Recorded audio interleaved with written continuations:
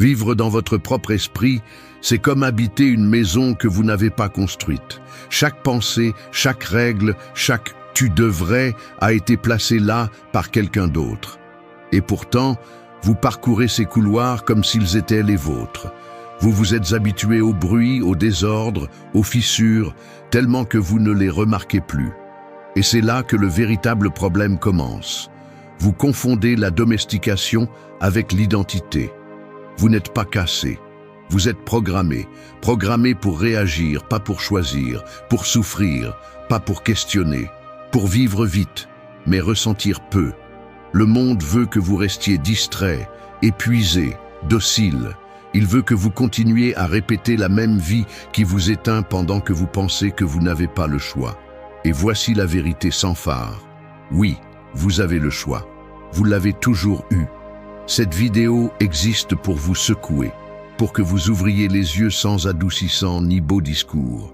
Ici, vous ne trouverez pas de motivation vide. Vous trouverez la conscience. Vous trouverez la responsabilité.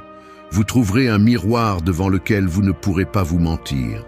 Nous allons démonter la version de vous créée par la douleur, par la peur, par le bruit mental qui vous répète que vous ne pouvez pas. Nous allons briser la dépendance émotionnelle à la souffrance, la cage du potentiel inutilisé, le piège d'attendre la permission de vivre. Nous allons affronter cette vie non vécue que vous avez évitée pendant des années. Parce que se réveiller n'est pas romantique. Se réveiller fait mal, mais rester endormi fait plus mal. Le stoïcisme sera votre outil, non pas comme théorie, mais comme pratique quotidienne. Clarté, action, vertu et présence. Vous allez apprendre à être la conscience, pas le narrateur. À reprendre le contrôle dès les premières secondes de votre journée. À vivre comme quelqu'un qui s'appartient, pas comme quelqu'un traîné par son passé. Ici commence votre vie consciente. Direct, sans excuse. Si vous restez jusqu'à la fin, vous comprendrez pourquoi tout ce que vous pensiez être n'était que la version minimale de vous. 1. Retrouve ton rythme naturel. Imagine un lion élevé toute sa vie dans un zoo. Il mange à l'heure qu'on lui dit, dort quand l'environnement le lui permet, marche dans un espace qu'il n'a pas choisi et regarde un horizon qu'il ne peut jamais toucher. Avec le temps, il oublie qui il est. Il cesse de rugir, de chasser, d'écouter son propre instinct. Il n'est pas malade ni faible. Il est simplement déconnecté de sa véritable nature. C'est exactement ce qui t'arrive lorsque tu vis selon un rythme qui n'est pas le tien. Le monde moderne t'a transformé en un animal domestiqué et t'a convaincu que se sentir perdu est normal. Retrouver ton rythme naturel n'est pas un luxe spirituel, c'est une urgence. C'est comprendre que ton corps et ton esprit n'ont pas été conçus pour la vitesse absurde à laquelle tu vis. La technologie exige de toi l'immédiateté. Les réseaux sociaux te poussent à te comparer. Les gens te pressent pour répondre à des attentes qui ne sont même pas les tiennes et toi, sans t'en rendre compte, tu commences chaque jour à courir après une vie qui ne suit jamais ton rythme interne. Le résultat est simple et brutal. Tu te déconnectes de toi-même et tu confonds ce vide avec l'échec. La philosophie stoïcienne te parle justement du contraire. Tu n'es pas libre quand tu cours. Tu es libre quand tu sais agir depuis ton propre centre. Les stoïciens ne cherchaient pas à être plus rapides ou plus occupés. Ils cherchaient à être en harmonie avec leur nature. Pour eux, la véritable force commence lorsque tu maîtrises ton rythme et que tu ne laisses pas le monde le dicter pour toi. Cela semble simple, mais ce ne l'est pas, car retrouver ton rythme implique de renoncer à quelque chose que la société t'a appris à idolâtrer. L'urgence fausse. Ton rythme naturel apparaît lorsque tu recommences à t'écouter. Lorsque tu cesses d'accepter que ta première pensée du jour soit l'anxiété ou la culpabilité.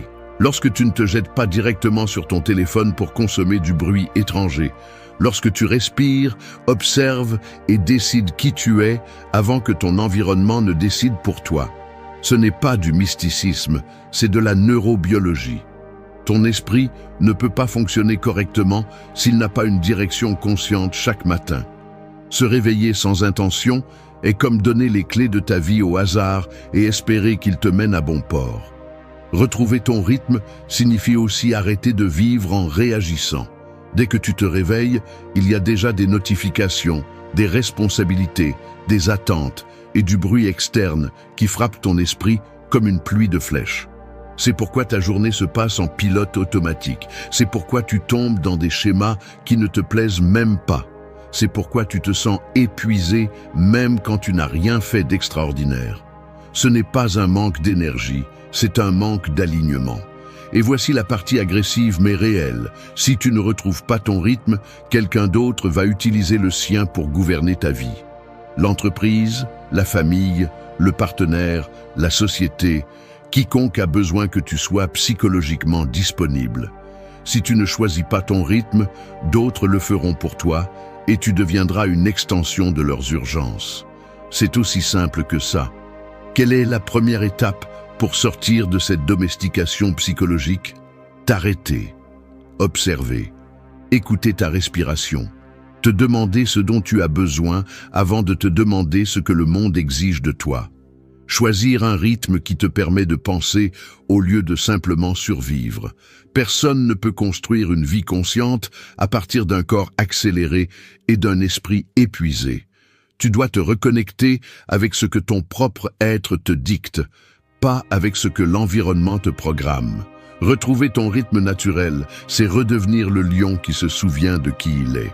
C'est arrêter de t'adapter à la cage et commencer à ouvrir de l'espace en toi pour retourner à ta nature.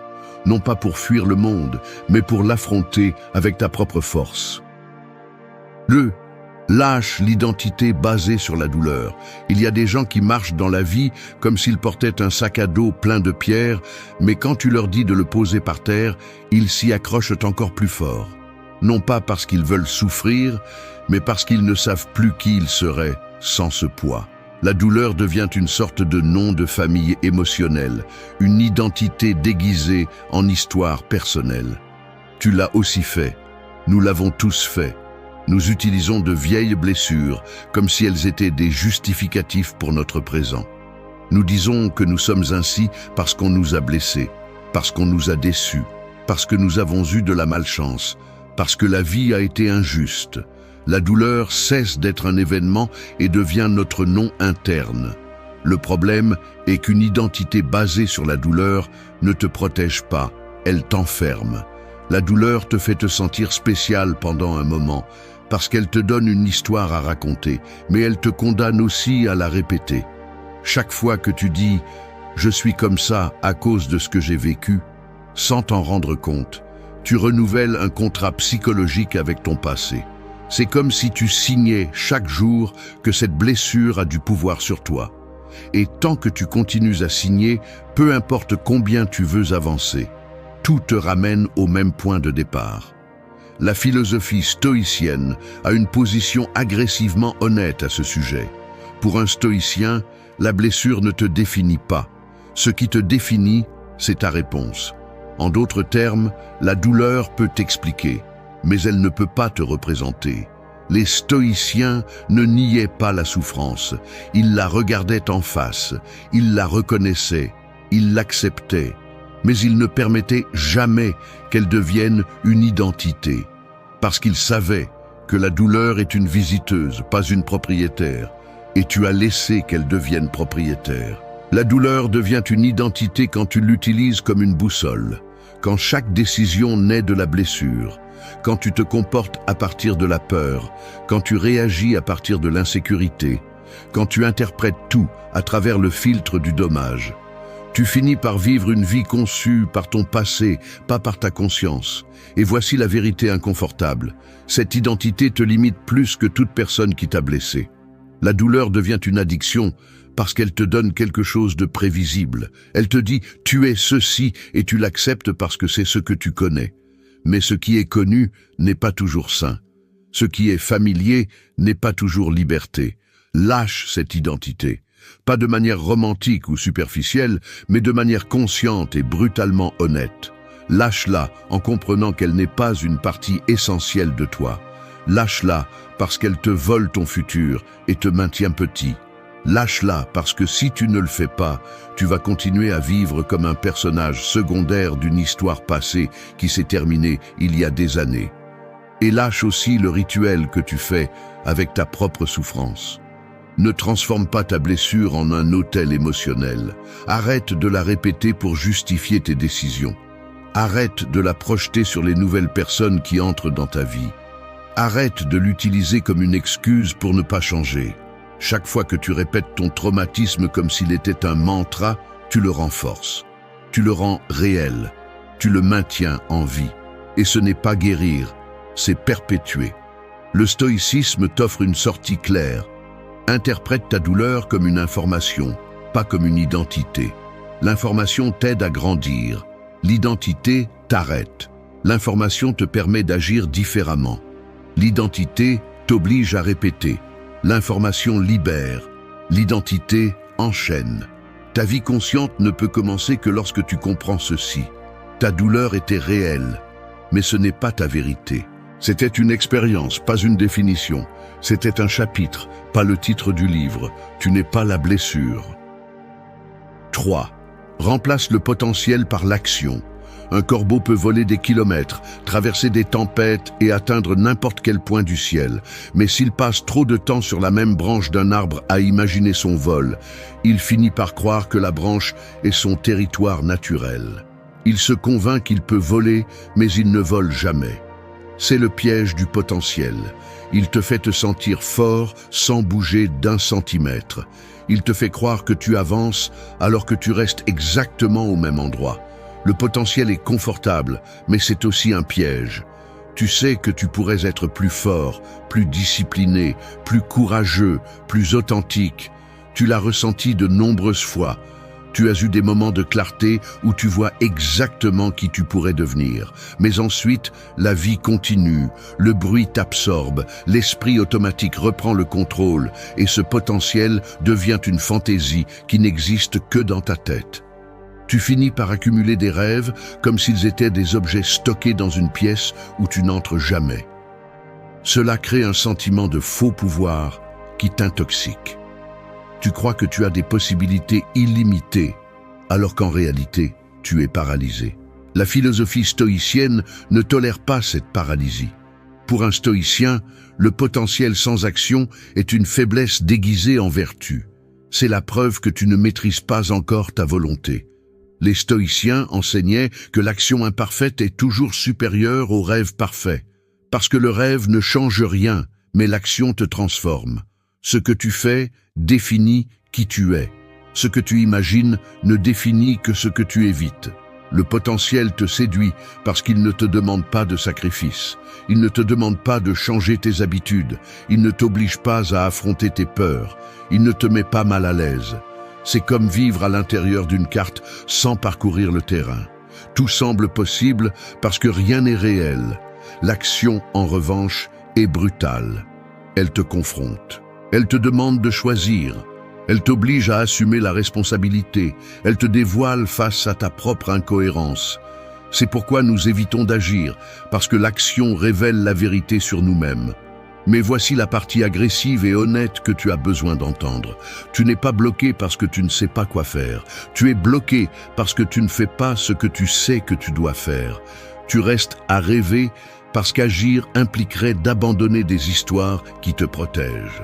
Le potentiel te permet de continuer à croire qu'un jour, tu vas te réveiller, changer, t'améliorer.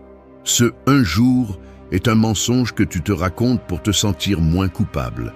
Et chaque jour qui passe sans action, ce potentiel devient un poids mort. Il ne te pousse pas, il te tire vers le bas. La cage du potentiel te piège parce qu'elle t'offre une identité sans résultat. Elle te fait te sentir comme quelqu'un avec un destin, même si tes actions prouvent le contraire. Et ici, la philosophie stoïcienne est claire. Ton identité est mesurée par tes décisions, pas par tes désirs. La question n'est pas ce que tu pourrais être. La question est ce que tu choisis d'être aujourd'hui, maintenant, à cet instant précis. Sortir de ce piège exige du courage. Il exige que tu agisses même quand tu ne te sens pas prêt. Il exige que tu lâches la fantaisie de la perfection et que tu permettes à l'action d'être maladroite, incomplète, imparfaite, parce que l'action imparfaite fait bouger le monde. La passivité parfaite l'arrête. L'action crée la clarté, l'action crée la discipline, l'action crée le caractère.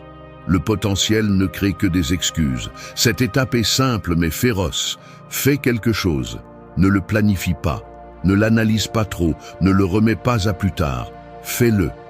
Entraîne-toi. Écris. Coupe les liens toxiques. Range ton espace. Commence ce projet. Change cette habitude. Quoi que ce soit, mais fais-le. Parce que lorsque tu brises l'inertie, tu brises ton identité passée. 4. Donne-toi la permission de ta propre volonté.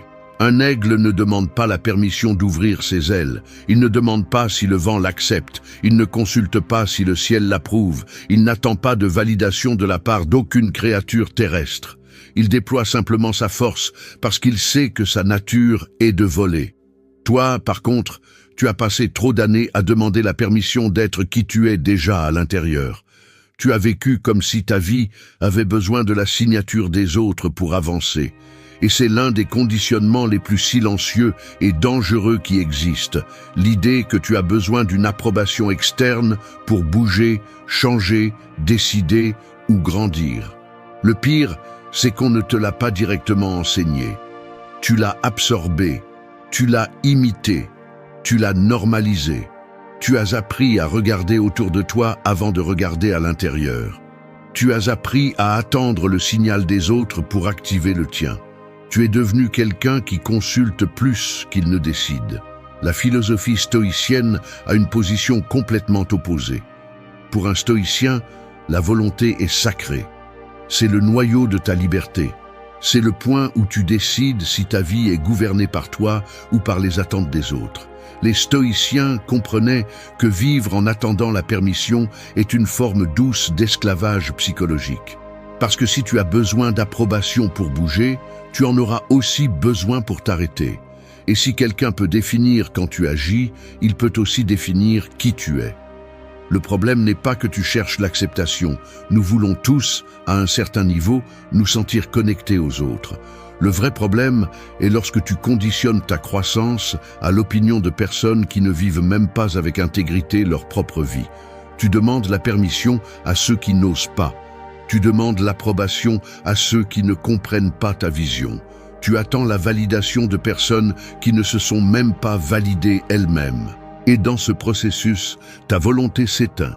Ce piège psychologique fonctionne ainsi. Tu sais déjà ce que tu dois faire. Tu l'as toujours su.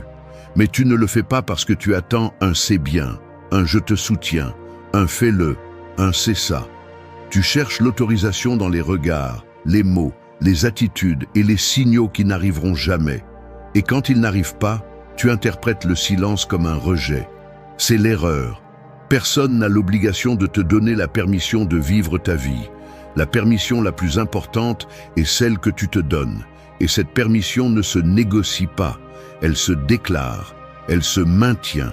Quand tu attends l'autorisation, tu perds des années, tu perds des opportunités, tu perds des versions entières de toi qui auraient pu exister. La vie ne s'arrête pas pendant que tu décides de bouger ou non. La vie continue et tu restes en arrière. Récupérer ta volonté, c'est décider que tu ne vas plus repousser ton destin simplement parce que les autres ne comprennent pas ton processus. Les stoïciens savaient que la liberté commence dans l'esprit, pas dans les circonstances. Ta volonté est le filtre qui définit ta direction. Si tu ne diriges pas ta volonté, quelqu'un d'autre l'absorbera. Deviens le genre de personne qui se donne la permission d'agir même quand personne ne comprend, parce que ce qui te motive n'est pas la validation, mais la clarté de ton but. Te donner la permission est un acte de sincérité. C'est te regarder et te dire « c'est ce que je veux ». C'est ce que je décide, c'est ce que je vais faire. Pas parce que c'est facile, pas parce que tout le monde le soutient, mais parce que tu sais que c'est nécessaire. Tu te le dois. La vie consciente commence ici, quand ta volonté cesse de demander la permission et commence à marquer la direction. Quand tu n'attends plus de signaux externes, parce que tu comprends que le signal le plus puissant est ta conviction interne. 5. Honore ta vie non vécue. Un arbre qui n'a jamais poussé laisse toujours l'ombre de ce qu'il aurait pu être. Les branches qui ne sont pas nées, les fruits qu'il n'a pas donnés, les chemins que ses racines n'ont jamais explorés. Tout cela reste là, comme un vide silencieux dans le paysage. Il ne dérange pas, ne fait pas de bruit, mais il existe. Ta vie non vécue fonctionne de la même manière. Elle ne te crie pas dessus, ne te poursuit pas, ne te blâme pas, mais tu la sens. Dans ce qui te dérange sans raison, dans la nostalgie qui apparaît sans prévenir, dans le sentiment qu'il te manque quelque chose que tu ne sais pas nommer. Ce n'est pas de la tristesse, c'est du deuil. Deuil pour les versions de toi que tu n'as jamais laissées exister. Honorer ta vie non vécue, ce n'est pas rester coincé dans ce qui aurait pu être. C'est avoir le courage de reconnaître qu'il y a eu des rêves que tu as abandonnés, des chemins que tu n'as pas pris, des décisions que tu as évitées, des relations que tu n'as pas affrontées et des opportunités que tu as laissées passer parce que tu ne te sentais pas prêt. Et bien que le monde essaie de te faire croire que ignorer cela est de la maturité, c'est faux. Ignorer ta vie non vécue te détruit de l'intérieur parce qu'elle nie une partie de ton histoire émotionnelle. La vérité est que la douleur ne vient pas de ce que tu as perdu, mais de ce que tu ne t'es jamais permis d'essayer. La philosophie stoïcienne ne te demande pas de réprimer cette douleur. Elle te demande de l'observer sans la dramatiser, de l'accepter sans en faire une identité, de reconnaître ce que tu as laissé derrière toi avec responsabilité, non avec culpabilité. Un stoïcien comprend que la vie a de multiples bifurcations et que tu ne peux pas toutes les parcourir. Mais il comprend aussi que certains renoncements font mal parce qu'ils révèlent qu'à certains moments, tu as été plus petit que ton potentiel, plus peureux que ton but, plus silencieux que ta vérité intérieure. Reconnaître cela ne t'affaiblit pas, cela te mûrit. Le deuil de la vie non vécue pèse parce qu'il révèle la distance entre qui tu es et qui tu sais que tu aurais pu être. Et cette distance ne se comble pas avec de la motivation bon marché ni avec des phrases vides. Elle se comble avec de l'honnêteté. Elle se comble en acceptant que tu as perdu du temps, que tu as été tiède quand tu avais besoin de feu, que tu as cédé quand tu devais avancer, que tu as laissé ta volonté s'endormir. Cette honnêteté fait mal, mais c'est le genre de douleur qui nettoie, le genre de douleur qui te réveille. Le plus dangereux dans le fait de te refuser ce deuil est que cela te condamne à répéter le même schéma. Ce que tu ne reconnais pas, tu le répètes. Ce que tu n'acceptes pas te contrôle. Ce que tu évites grandit. C'est pourquoi tant de personnes sont coincées dans le sentiment de vide permanent.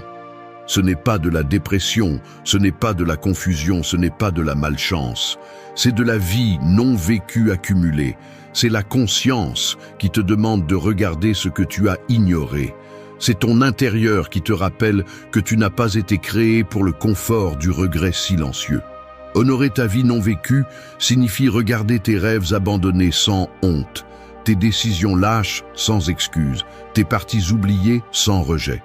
Cela signifie faire la paix avec les versions de toi qui n'ont pas eu l'occasion d'exister. Non pour les ressusciter, mais pour les libérer, pour qu'elles cessent de t'ancrer dans le passé, pour que tu puisses construire sur un terrain propre, pas dans le déni. Cet acte d'honneur t'oblige aussi à une chose, choisir. Choisir quelle partie de ta vie tu veux vivre maintenant. Choisir quel rêve reporté mérite de reprendre sa marche. Choisir quel but mérite d'être repris. Choisir quelle partie de toi tu n'accepteras plus jamais d'abandonner. Cette décision est le début de ta nouvelle liberté. Tu ne peux pas changer le passé, mais tu peux éviter de le répéter. Et tu ne peux pas vivre toutes tes vies possibles, mais tu peux en choisir une, la tienne, consciente, alignée et authentique. Honorer ta vie non vécue, c'est arrêter de traiter tes rêves comme des fantasmes et commencer à les traiter comme des responsabilités. 6. Sois la conscience, pas le narrateur. L'esprit humain fonctionne comme un théâtre qui ne ferme jamais. Sur scène se trouvent les pensées, les voix intérieures, les peurs, les souvenirs, les opinions des autres que tu as absorbées sans le vouloir. Tout agit en même temps. Mais le curieux est ceci, tu n'es aucun des acteurs, tu es le spectateur assis au dernier rang, regardant comment la pièce se déroule. Le problème survient lorsque tu oublies cela et commences à croire que tu es le protagoniste de chaque pensée. même si tu ne l'as pas choisi. Tu t'identifies à n'importe quelle phrase qui apparaît dans ta tête comme si c'était une vérité absolue. Et ainsi, sans t'en rendre compte, le narrateur mental finit par prendre le contrôle de ta vie. L'identité confondue avec la pensée est l'un des pièges les plus forts qui existent. Ton esprit te parle à la première personne, utilise ton ton, ta mémoire, tes peurs et tes désirs pour se sentir légitime. Mais ce n'est pas toi. Ce n'est qu'une fonction automatique créée par des expériences, des traumatismes, des habitudes, la culture, l'éducation et la répétition. C'est un algorithme émotionnel. Et tant que tu le confonds avec toi-même, tu vivras piégé dans un cycle de réactions que tu n'as pas choisi. La conscience stoïcienne te demande quelque chose de radical, te séparer du narrateur interne, ne pas l'éliminer, ne pas lutter contre lui, te séparer. Un stoïcien sait que la pensée est un événement, pas une identité. Le narrateur dit « je ne peux pas », mais la conscience observe cette phrase et décide si elle l'accepte ou non. Le narrateur dit « je suis insuffisant », mais la conscience l'écoute comme si c'était un bruit externe. Le narrateur exagère, dramatise, anticipe des tragédies, mais la conscience reste stable. Cette séparation est ce que les stoïciens appelaient l'hégémonikon, la capacité de te gouverner toi-même, de ne pas réagir impulsivement, d'observer avant d'agir. Quand tu deviens le narrateur, tu perds ta liberté. Chaque pensée t'entraîne, chaque impulsion te contrôle, chaque émotion te dicte une direction différente. C'est comme être un navire sans capitaine, déplacé par n'importe quel courant. La conscience, en revanche, est le gouvernail. C'est la distance suffisante pour ne pas te confondre avec le chaos qui apparaît dans ton esprit. Cette distance est le pouvoir. Cette distance est la clarté. Cette distance est la force. Beaucoup pensent que l'esprit est l'ennemi parce qu'il les punit avec des pensées négatives. Ce n'est pas le cas. L'esprit répète ce qu'il a appris. Il répète des modèles. Il répète des histoires. Il répète des interprétations. L'esprit n'est pas mauvais, il est juste bruyant. Et si tu ne l'observes pas, il te domine. Mais si tu l'observes, il s'ordonne. La conscience ne lutte pas contre l'esprit. Elle le dirige, elle le redirige, elle le rééduque. Et cela se réalise lorsque tu te rends compte qu'une pensée n'est pas un commandement, c'est juste un stimulus. Tu choisis quoi faire avec. Pour vivre une vie consciente, tu as besoin de pratiquer la séparation tous les jours. Quand la voix intérieure te dit « tu ne peux pas », respire et observe-la comme un nuage qui passe. Quand elle te dit « tu échoueras », identifie d'où elle vient, quel modèle l'a créée. Quand elle te dit « les gens te jugent », demande-toi si cela vient de ton présent ou de l'insécurité d'une ancienne version de toi. Entre la pensée et ta réaction, il y a toujours un espace. Cet espace est où ta liberté renaît. Le narrateur mental continuera à parler. Il continuera à dire des choses que tu n'aimes pas. Il continuera à générer du bruit. Mais tu ne le prendras plus pour une vérité. Tu l'écouteras comme tu écoutes la télévision en arrière-plan, présente mais sans importance. Ce qui est important, ce n'est pas de le faire taire, mais d'arrêter de lui obéir. Quand tu apprends à être la conscience et non le narrateur, ta vie change à tous les niveaux. 7. Choisis qui tu seras dans les premières secondes. La première seconde après avoir ouvert les yeux est comme un interrupteur au milieu de l'obscurité. Si tu l'allumes, la pièce s'illumine de ta décision. Si tu ne le fais pas, l'esprit automatique l'activera pour toi et te laissera piéger dans une lumière que tu n'as pas choisie. Les premières secondes de la journée ne sont pas un détail, elles sont un champ de bataille invisible. C'est à ce moment-là que se définit si tu vas vivre depuis ta conscience ou depuis le pilote automatique qui te gouverne depuis des années. Ce que la majorité ne comprend pas, c'est que l'esprit se réveille avant toi. Dès que tu ouvres les yeux, ton cerveau commence à lancer des pensées accumulées, tâches en attente, culpabilité, anxiété, comparaison, souvenirs inconfortables, doutes, auto-exigence. Tout arrive comme une vague qui essaie de t'emporter avant que tu aies le temps de réagir. C'est le moment le plus dangereux de ta journée, parce que c'est l'instant où ton identité est décidée sans ta participation. L'ancienne version de toi, celle que tu essaies de laisser derrière toi, est la première à se réveiller. Les stoïciens ont compris le pouvoir brutal de ces premiers instants. Marc Aurèle commençait ses journées en se rappelant qui il devait être avant que le monde ne lui dise qui il semblait être. Ce principe est simple, mais féroce. Tu choisis ton identité chaque matin, et si tu ne la choisis pas activement, l'esprit la choisit pour toi. Cette décision précoce marque tout ce qui suit. Ce n'est pas de la spiritualité vide, c'est de la neuroplasticité. Le cerveau prend la première pensée comme le ton émotionnel de la journée. C'est pourquoi quand tu commences avec de l'anxiété, tout te pèse. C'est pourquoi quand tu commences avec de la clarté, tout coule différemment. Ce qui détermine ta journée n'est pas ce qui t'arrive, mais depuis quel état tu te réveilles pour y faire face. Si tu permets que les premières secondes te kidnappent, tu as déjà perdu la bataille avant de commencer. Non pas parce que la journée est impossible, mais parce que tu l'as commencée avec la mauvaise identité. Une journée forte ne se construit pas à midi, elle se construit au premier battement de paupières. Ce que tu décides à ce moment-là te transforme en quelqu'un de réactif ou en quelqu'un de conscient. Ta première pensée peut être une arme ou une prison.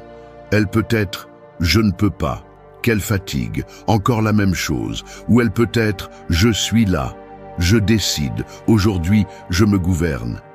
Ce n'est pas une question de positivisme bon marché. C'est une question de souveraineté mentale. Lorsque tu choisis consciemment qui tu es dans ces premières secondes, tu brises la programmation automatique qui a dirigé ta vie pendant des années. Mais il ne s'agit pas seulement de penser différemment. Il s'agit d'agir différemment. Les premières secondes sont le rituel où tu réaffirmes quelle identité tu es en train de construire. Si dès que tu te réveilles, tu vas directement au téléphone, ton esprit comprend que l'extérieur te gouverne. Si tu te lèves sans direction, il comprend que tu n'as pas de direction. Si tu commences par te plaindre, il comprend que la vie te dépasse. Ce que tu fais dès que tu te réveilles est une déclaration psychologique de qui tu seras le reste de la journée. La philosophie stoïcienne te donne un outil puissant, l'intention préalable. Avant de dormir, définis qui tu veux être demain. Non pas ce que tu veux ressentir, mais qui tu veux être. Ferme, présent, discipliné, calme, maître de ton esprit. Au réveil, rappelle-toi avant que le bruit mental ne le détruise. Même 10 secondes de conscience soutiennent ton identité pendant des heures. Choisis ton état avant que le monde ne le choisisse pour toi. Respire, observe, décide. C'est ta véritable liberté. Non pas contrôler tout ce qui se passe, mais contrôler la façon dont tu entres dans la journée. Parce que celui qui contrôle les premières secondes contrôle la narration interne. Et celui qui contrôle la narration interne contrôle son destin. 8. Vis la vertu, pas l'apparence. Marcher dans la vie en essayant d'impressionner les autres, c'est comme se maquiller pour entrer dans une tempête. Peu importe combien de brillants tu mets, la pluie va effacer ton masque dans les premières minutes et à la fin, la vérité sera exposée, qui tu es sans public. C'est la différence entre l'apparence et la vertu. L'apparence existe tant qu'on te regarde. La vertu existe même quand personne ne te voit. Et la plupart des gens sont si habitués à vivre pour la scène qu'ils oublient que la vraie vie se passe en coulisses. La culture actuelle te pousse constamment à construire une image, pas un caractère. Elle te dit de paraître sûr de toi, même si tu ne le sens pas, de te montrer fort même si tu es brisé, de sourire même si tu es vide, de publier ta vie même si tu ne la vis pas. Et sans t'en rendre compte, tu deviens un acteur interprétant une version éditée de toi-même. Le problème, c'est que quand tu t'habitues à jouer, tu te déconnectes de ce que tu es. Le faux devient normal et l'authentique commence à te déranger. Tu deviens un reflet, pas une personne. La philosophie stoïcienne détruit cette façade à sa racine. Elle ne te demande pas de te montrer parfait ni de cacher tes défauts. Elle te demande de vivre guidé par la vertu, sagesse, justice, courage et tempérance. Pas pour plaire, mais pour être intègre. Les stoïciens comprenaient que l'apparence est une douce prison. Elle te maintient en attente de qui te regarde, de ce qu'il pense, de si tu réponds aux normes externes. Et chaque fois que tu cherches la validation, tu donnes un morceau de ta liberté mentale. La vertu, en revanche, est un acte interne. Elle ne requiert pas d'applaudissements, elle n'a pas besoin de spectateurs, elle n'exige pas de reconnaissance. C'est un engagement envers toi-même, pas envers le monde. Et cet engagement te donne une force que personne ne peut t'enlever. Parce que tandis que l'apparence dépend des opinions, la vertu dépend des décisions. Et tes décisions sont la seule chose que tu contrôles vraiment. Vivre de l'apparence détruit ta stabilité émotionnelle. Elle te rend dépendant, elle te rend insécurisé, elle te rend malléable. Parce que si ta valeur est dans la façon dont on te voit, toute critique te fait tomber. Si ton identité dépend de l'extérieur, tout rejet te désarme. L'apparence te rend esclave du jugement des autres. La vertu, en revanche, te rend maître de ton caractère. Le problème, c'est que beaucoup de gens ont peur de vivre de la vertu parce que cela implique la responsabilité. Cela implique que tu ne peux plus utiliser l'image comme bouclier. Cela implique que tu dois agir avec cohérence, même quand personne ne te récompense pour cela. Cela implique que tu dois vivre de manière droite, même quand c'est inconfortable. La vertu exige de la rigueur. L'apparence ne demande qu'un sourire faux. Et voici la vérité frappante. Ta vie s'améliore au moment où tu arrêtes de jouer. Quand tu ne dépenses plus d'énergie à faire semblant. Quand tu n'as plus besoin de prouver quoi que ce soit. Quand tu ne cherches pas l'approbation parce que tu comprends que la seule validation qui compte est la tienne. Non pas parce que tu es égoïste, mais parce que tu es conscient. La vertu est la liberté émotionnelle. L'apparence est la dépendance émotionnelle. Vivre la vertu signifie agir avec honnêteté, même quand il serait plus commode de mentir. Cela signifie maintenir tes limites, même quand on te met la pression. Cela signifie affronter tes responsabilités, même quand elles te dérangent. Cela signifie choisir ce qui est juste plutôt que ce qui est facile. Cela signifie être ferme, même si on te critique. La vie ne s'arrête pas pour attendre ceux qui se brisent. Elle te frappe, te pousse et te teste sans demander la permission.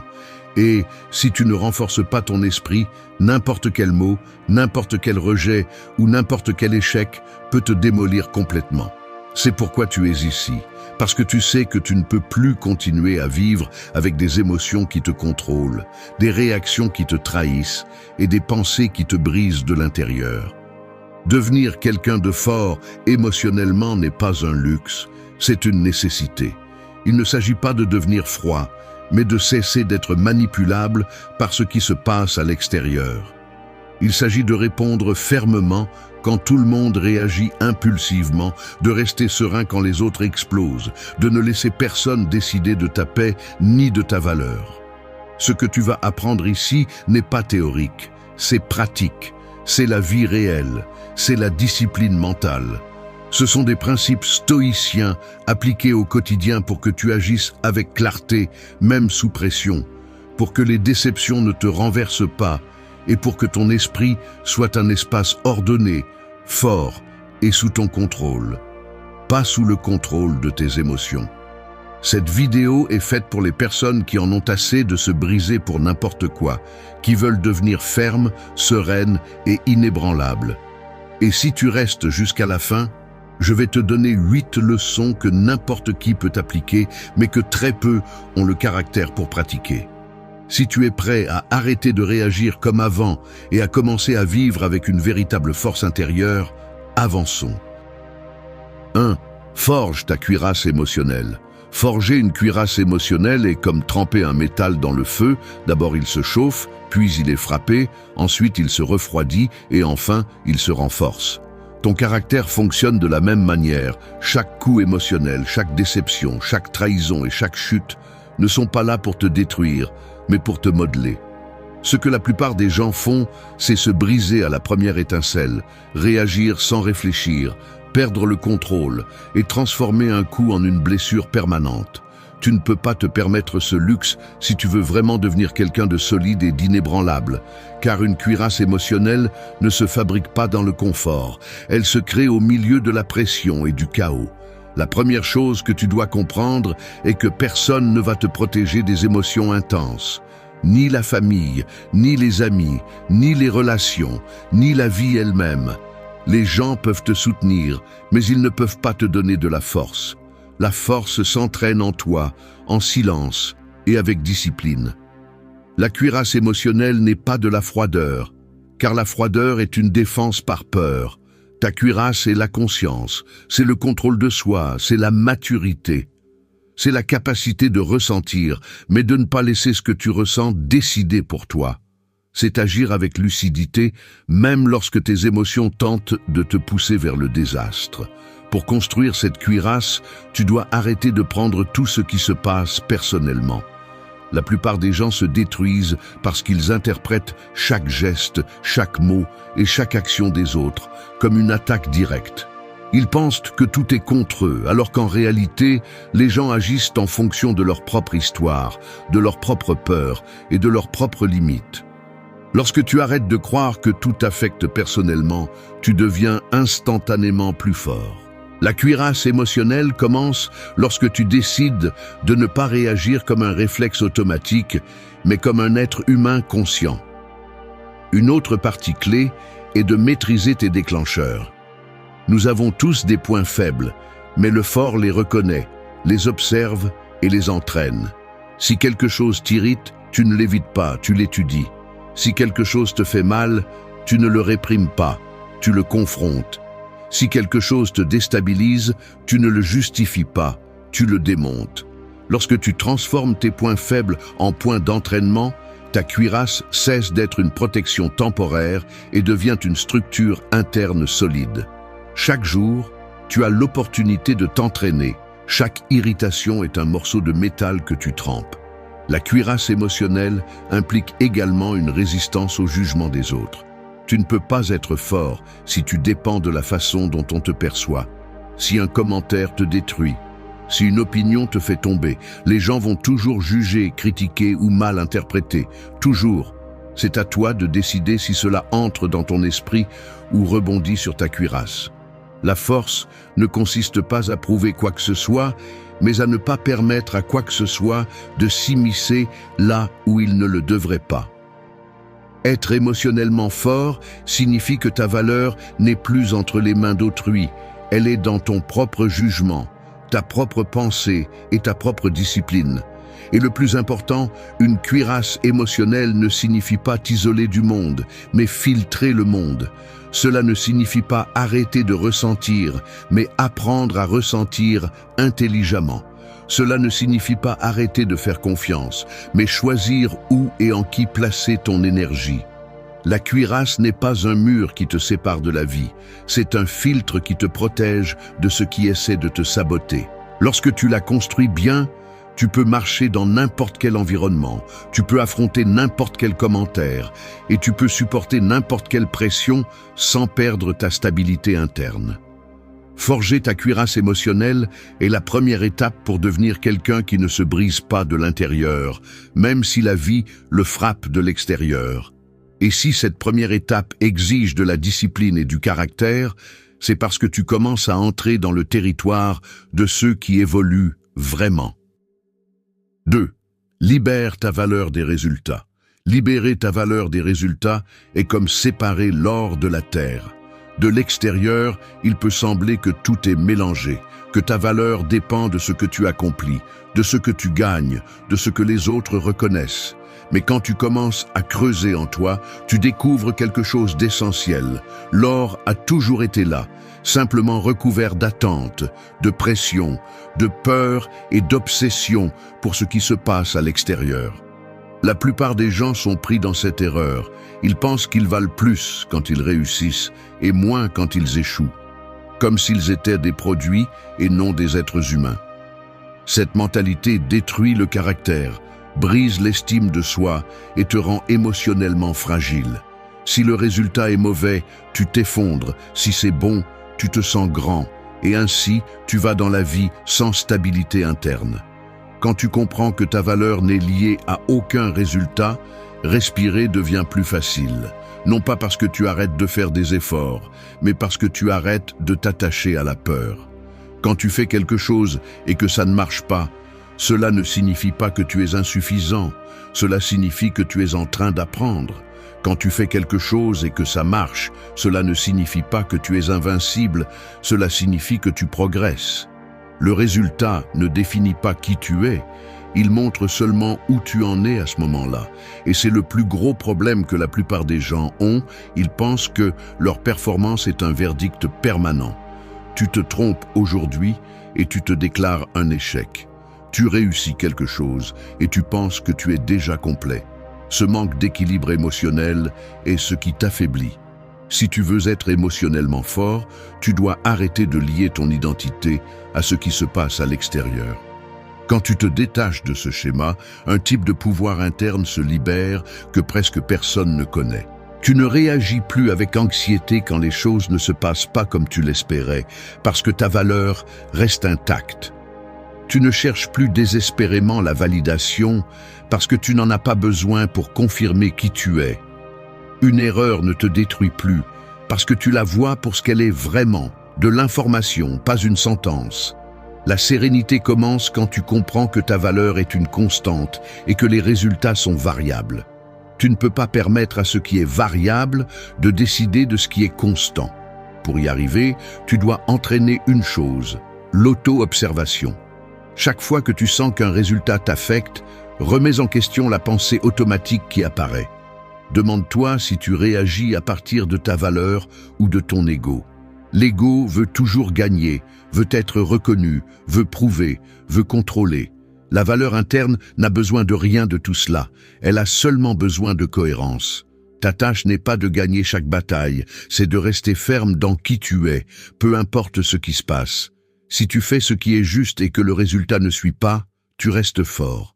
Si tu fais ce qui est faux et que le résultat te favorise, tu restes perdu. Libérer ta valeur des résultats signifie aussi que tu apprends à apprécier le processus. Les personnes émotionnellement fragiles vivent en fonction de l'approbation finale, comme si la vie était un examen constant. Les forts comprennent que ce qui te construit vraiment, c'est le chemin, pas la destination. Chaque jour de discipline, chaque essai, chaque chute, chaque réussite forment un caractère qui ne se brise pas face à un coup extérieur. Quand tu valorises ton processus, ton esprit devient plus stable. Tu ne vis plus poursuivi par la peur de l'échec, ni intoxiqué par l'orgueil du succès. Tu avances simplement, et cela te donne une tranquillité que très peu de gens connaissent. 3. Transforme l'irritation en calme. Transformer l'irritation en calme, c'est comme prendre une étincelle qui pourrait incendier une forêt et l'emprisonner entre vos mains jusqu'à ce qu'elle s'éteigne. L'étincelle est là, prête à brûler, prête à tout détruire sur son passage. Mais au lieu de l'alimenter, vous la prenez, la tenez et la transformez en silence intérieur. C'est le véritable pouvoir émotionnel que très peu de personnes maîtrisent. La plupart laissent n'importe quel commentaire, n'importe quel geste, n'importe quelle provocation les enflammer de l'intérieur. Ils s'irritent, réagissent, explosent et ensuite regrettent. Vous ne pouvez pas vivre ainsi si vous construisez un esprit fort, car chaque réaction impulsive est une capitulation déguisée en force. L'irritation est une émotion qui arrive rapidement, presque automatiquement, mais le calme est une décision. C'est ce qui le rend si puissant. Quand quelqu'un vous irrite, ce n'est pas la personne qui vous contrôle, c'est votre réaction. Et chaque réaction sans réflexion est un rappel que vous ne maîtrisez pas encore votre monde intérieur. La vie réelle est pleine d'interruptions, d'injustices, de lenteur, d'erreurs et de provocations. Vous ne pouvez pas éliminer cela, mais vous pouvez éliminer la façon dont cela vous détruit de l'intérieur. L'irritation est un stimulus, le calme est votre réponse. Et c'est là la différence entre les faibles émotionnels et les forts. Pour maîtriser l'irritation, vous devez comprendre son origine. L'irritation survient lorsque votre attente entre en collision avec la réalité. Vous vouliez que quelque chose aille plus vite, Vous vouliez que quelqu'un soit plus conscient, vous vouliez que la situation soit plus juste. Et comme ce n'est pas le cas, cela vous dérange. Ce malaise se transforme en irritation parce que votre esprit n'accepte pas ce qui se passe. Mais lorsque vous commencez à vous entraîner à voir la réalité telle qu'elle est et non telle que vous aimeriez qu'elle soit, votre irritation perd de sa force. Les choses cessent de vous déranger parce que vous n'attendez plus que le monde s'adapte à vous. Et ce simple changement mental est l'une des armes les plus puissantes que vous pouvez développer.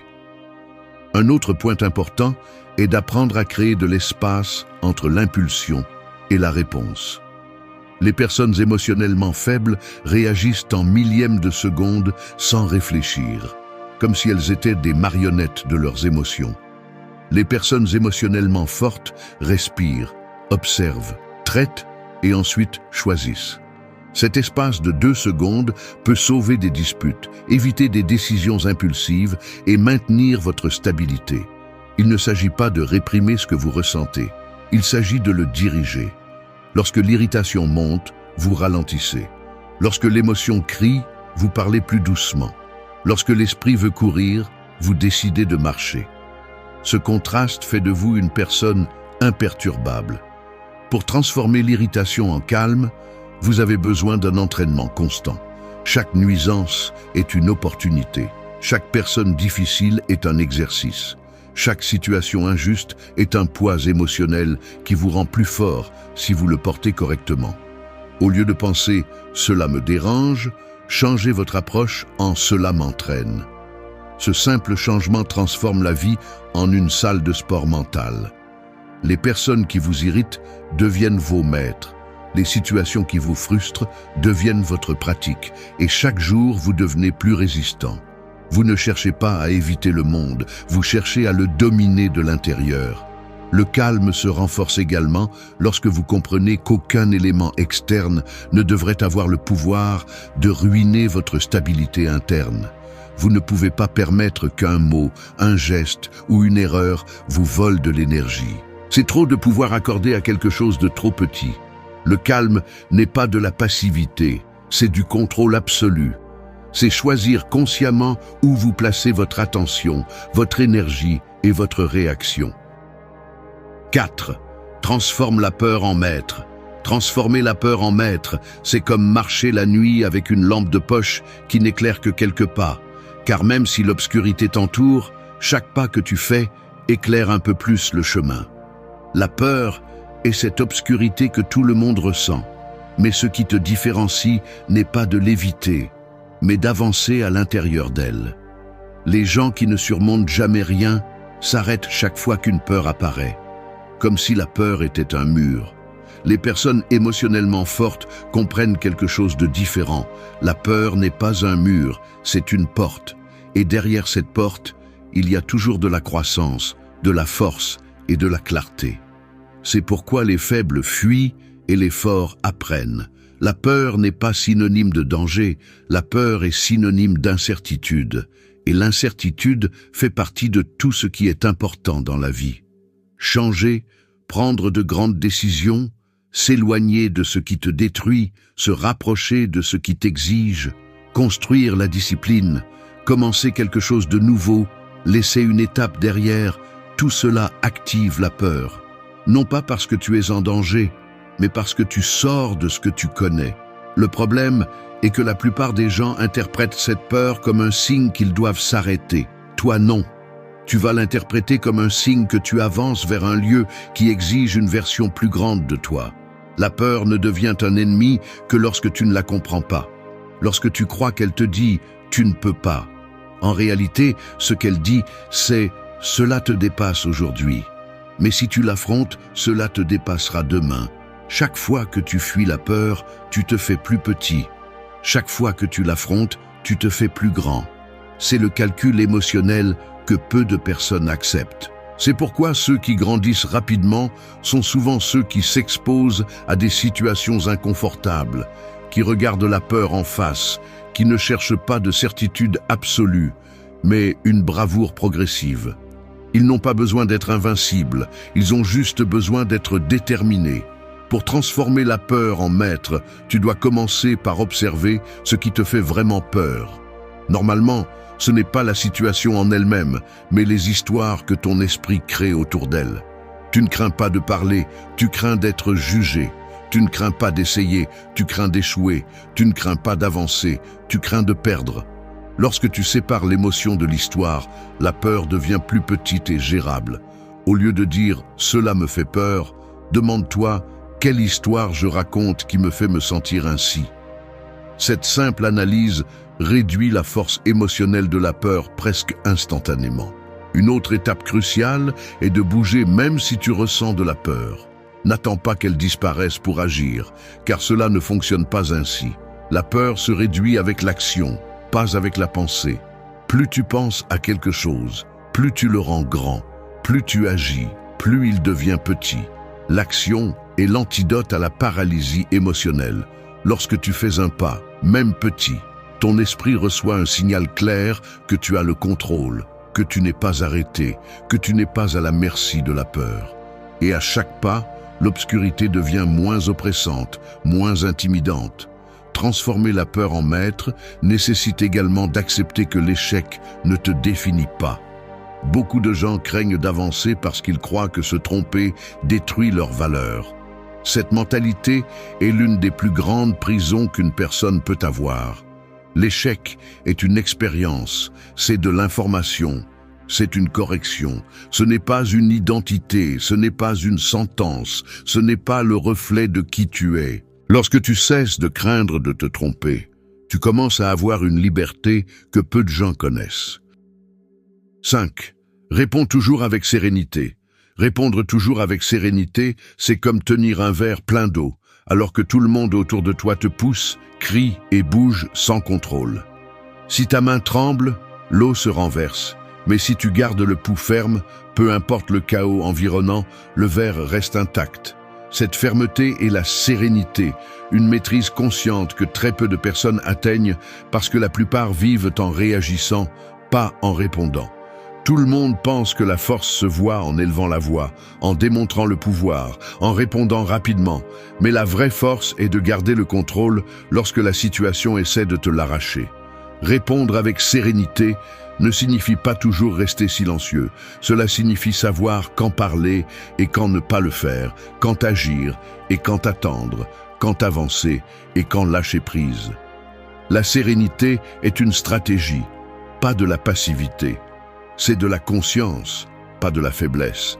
C'est comprendre que tu n'as pas besoin de t'engager dans chaque combat. Tu n'as pas besoin de clarifier chaque malentendu. Tu n'as pas besoin de prouver quoi que ce soit à qui que ce soit. La sérénité te rend sélectif et la sélectivité te rend puissant. Lorsque tu décides de ne pas réagir impulsivement, tu retires à l'autre personne le contrôle qu'elle avait sur toi. Personne ne domine ton esprit lorsque tu décides comment et quand répondre. La plupart des gens explosent parce qu'ils ne savent pas gérer la pression interne. Ils confondent le soulagement émotionnel avec l'explosion émotionnelle. Ils pensent que crier, se défendre rapidement ou répondre avec fureur est une libération du poids. Mais tout ce qu'ils font est de le multiplier.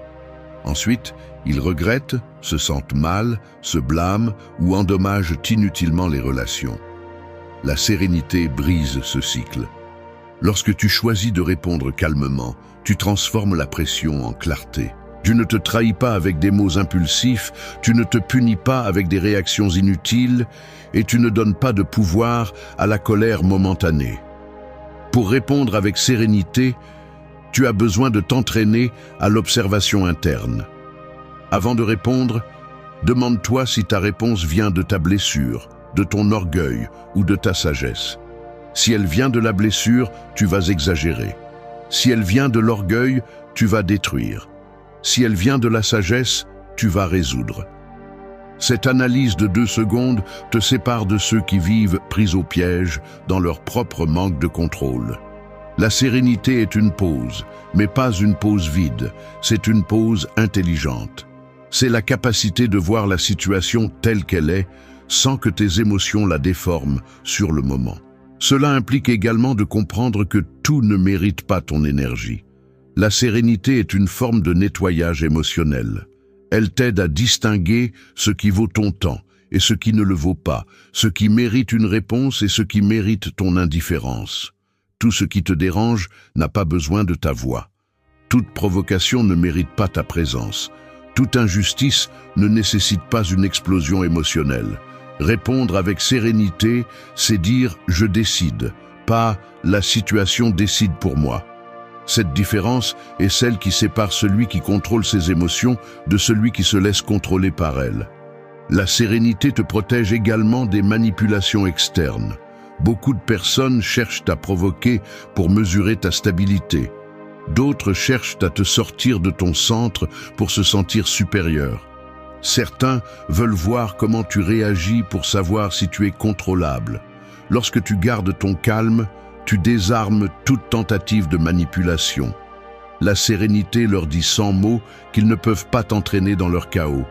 Et quand quelqu'un se rend compte qu'il ne peut pas te manipuler émotionnellement, il arrête d'essayer de te contrôler mentalement. Répondre avec sérénité crée également une présence puissante. 6. Protège ta paix avant tout. Protéger ta paix est comme prendre soin du feu d'un feu de camp au milieu du vent. Peu importe la force de la flamme, si tu ne la couvres pas, n'importe quel courant peut l'éteindre. Ta paix intérieure fonctionne de la même manière. Si tu ne la protèges pas, n'importe quel commentaire, n'importe quelle personne, n'importe quelle situation peut t'entraîner dans le chaos. Et la vérité est que la plupart des gens vivent ainsi, laissant le monde décider de leurs sentiments, offrant leur stabilité à quiconque élève la voix, critique, provoque ou manipule. Tu ne peux pas continuer à vivre ainsi si tu cherches une véritable force émotionnelle, car sans paix intérieure, il n'y a pas de clarté, pas de force et pas de contrôle. Protéger ta paix signifie arrêter de permettre à tout d'entrer dans ton esprit. Toutes les opinions ne sont pas importantes, toutes les personnes ne méritent pas d'accéder à ton énergie, toutes les situations ne méritent pas ta réaction. Les personnes émotionnellement faibles pensent qu'elles doivent répondre à tout, clarifier tout, se défendre contre tout, prouver tout. Et elles finissent épuisées, irritées, confuses, brisées. Les personnes émotionnellement fortes font le contraire. Elles filtrent. Elles observent si cela vaut la peine de s'impliquer. Elles analysent si la situation mérite de l'énergie. Elles décident si la personne a une place dans leur monde. Protéger ta paix n'est pas de l'égoïsme, c'est de l'intelligence émotionnelle. Ton esprit est ta maison. Tu ne peux pas laisser la porte ouverte pour que n'importe qui vienne la salir. Pour protéger ta paix, tu dois apprendre à te retirer avant de te détruire. Beaucoup de gens restent dans des discussions sans sens par orgueil, restent dans des relations qui les épuisent par peur d'être seuls, restent dans des environnements toxiques parce qu'ils se sont habitués au bruit. La paix se brise lorsque tu te forces à rester là où tu ne t'adaptes plus. La paix se protège lorsque tu t'éloignes à temps. Les forts ne restent pas là où ils perdent le contrôle d'eux-mêmes. Ils bougent, ils se mettent à l'écart, ils se taisent. Et ce mouvement n'est pas de la lâcheté, c'est de la maîtrise émotionnelle. Protéger ta paix implique également de maîtriser ton intérieur. La plupart des gens pensent que la paix dépend de la façon dont les autres agissent, mais la vérité est qu'elle dépend de la façon dont tu interprètes ce que font les autres. Les gens peuvent être injustes, bruyants, impulsifs, mais c'est toi qui décides si cela entre dans ton monde ou si tu le laisses dehors. Si tu supposes que la paix arrive lorsque tout le monde se comporte bien, tu n'auras jamais la paix.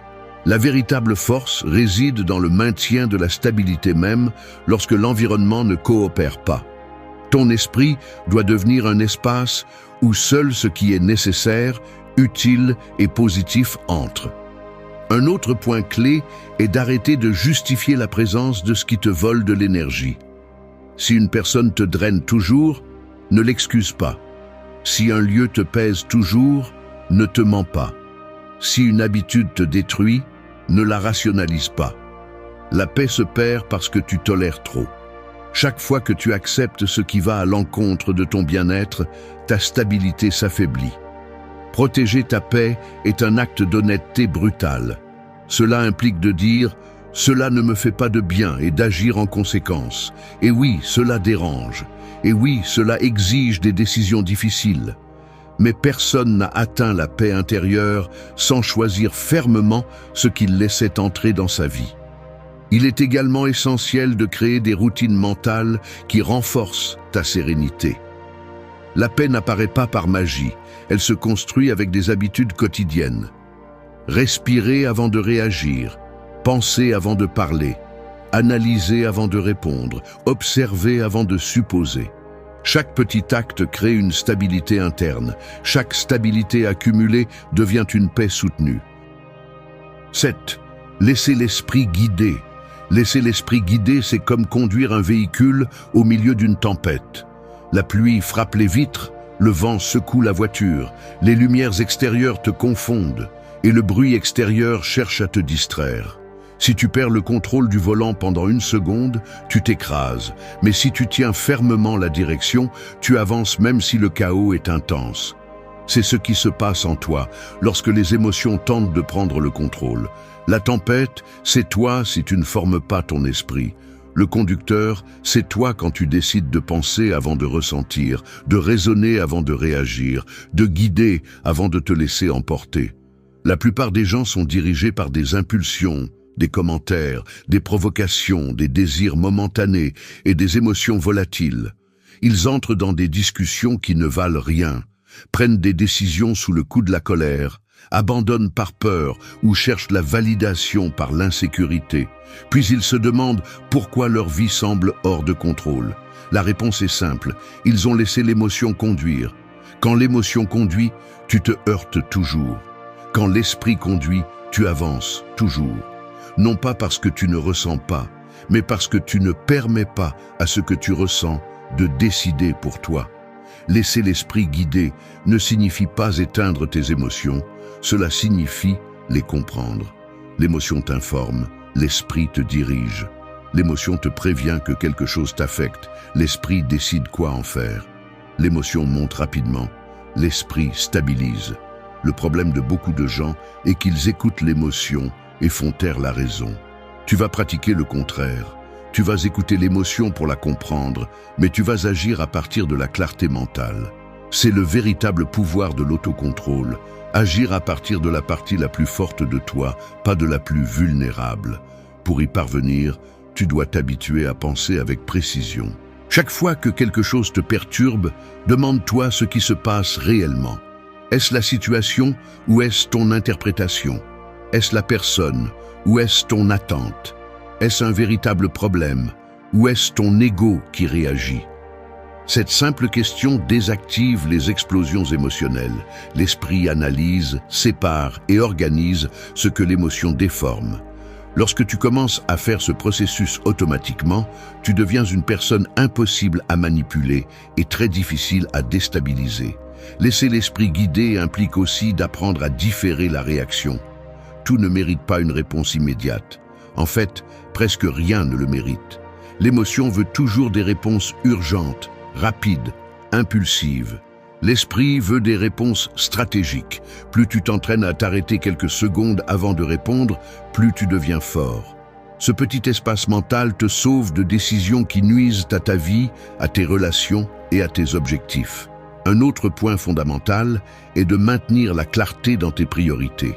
L'émotion te distrait, te pousse vers l'immédiat, vers ce qui fait mal maintenant, vers ce qui irrite sur le moment. L'esprit te rappelle le chemin, le but, ce qui compte vraiment. Quand l'esprit guide, tu ne perds pas de temps à te battre avec des personnes qui n'apportent rien. Tu ne t'épuises pas dans des situations qui ne changeront pas. Tu ne sacrifies pas ta stabilité pour impressionner qui que ce soit. L'esprit te maintient concentré, et une concentration solide crée une vie solide. Laisser l'esprit guider, c'est aussi maîtriser le dialogue interne. Nous avons tous une voix intérieure qui peut nous renforcer ou nous détruire. L'émotion a tendance à exagérer, à grossir les problèmes, à anticiper les tragédies, à créer des histoires irréelles. L'esprit équilibré coupe ces narrations, les désarme et les remplace par des raisonnements clairs. 8. Fais de la sérénité ta force. Faire de la sérénité ta force, c'est comme marcher parmi la foule, alors que tout le monde court désespérément, trébuche les uns sur les autres, pousse, crie et se laisse emporter par le chaos collectif. Tu avances lentement, fermement, sans perdre le rythme, sans laisser la hâte des autres te voler ta direction. Cette différence crée de l'autorité sans avoir besoin de l'imposer. Dans un monde plein de bruit, la sérénité devient une force qui domine sans crier et qui mène sans concurrence. La plupart confondent la sérénité avec la passivité, mais la véritable sérénité est une stratégie, un contrôle et une clarté qui tranchent le chaos comme si c'était un fil invisible. La sérénité ne signifie pas l'absence d'émotion. Cela signifie qu'aucune émotion ne prend le contrôle sans ton autorisation. Les personnes émotionnellement instables sombrent pour des broutilles, explosent sans réfléchir, perdent le contrôle pour des situations insignifiantes. Ils pensent que la vie les frappe trop fort, alors qu'en réalité, ce qui leur manque, c'est la stabilité interne. La sérénité ne change pas ce qui se passe à l'extérieur, elle change ta réaction à l'intérieur. Et même si cela semble simple, cela te place au-dessus de ceux qui se brisent à la moindre provocation. Faire de la sérénité ta force signifie que tu apprends à prendre des décisions du point de vue le plus élevé de ton esprit et non du point le plus bas de tes émotions. L'émotion pousse, la sérénité dirige.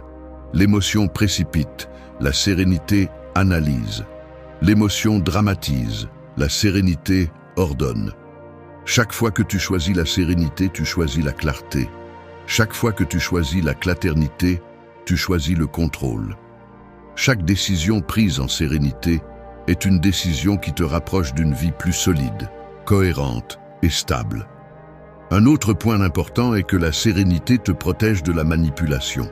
Lorsque quelqu'un essaie de te provoquer et que tu ne réagis pas, il perd son pouvoir sur toi. Lorsque l'environnement essaie de t'entraîner dans son chaos et que tu maintiens ton centre, la situation cesse de te contrôler. Celui qui garde son calme n'est pas facile à manipuler, n'est pas facile à confondre et n'est pas facile à intimider.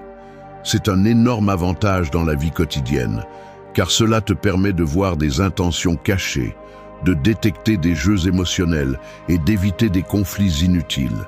Faire de la sérénité ta force implique aussi d'apprendre à respirer avant d'agir.